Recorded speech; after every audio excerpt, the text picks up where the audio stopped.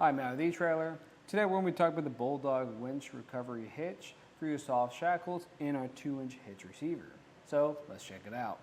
And this is going to be a great option if you're someone who's doing a lot of off-roading and you need to recover a vehicle every now and then. This is nice because it's not going to take up very much space and it's going to be very lightweight when you do need it.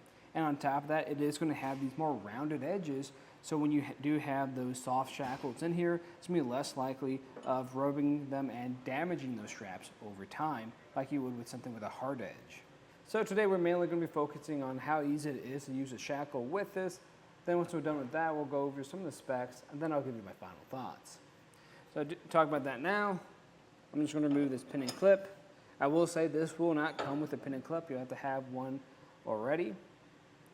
And once it's out, we need to put it back into place. You have 2 holes to choose from.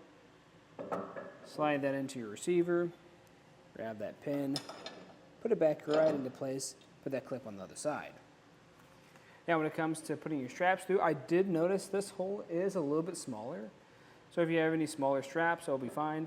But even the one I have today is fitting through there just fine. I do have to kind of guide it through some. And once that's through, I can actually test out how it feels with some pressure on it. You'll probably notice it's kind of jostling around a little bit too in there. And that's going to be because pretty much anything in your receiver is going to have a little bit of movement.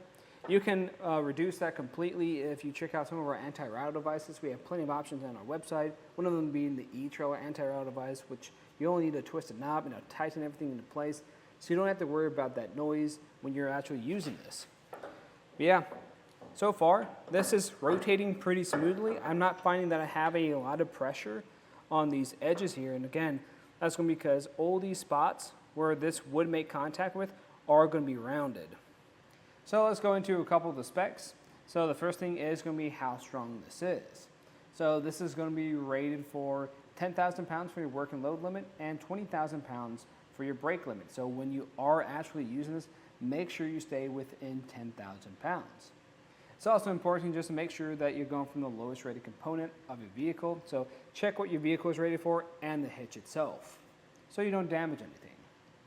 And this is also going to be constructed from aluminum, and that's what makes it really light and easy to move around compared to something like a steel.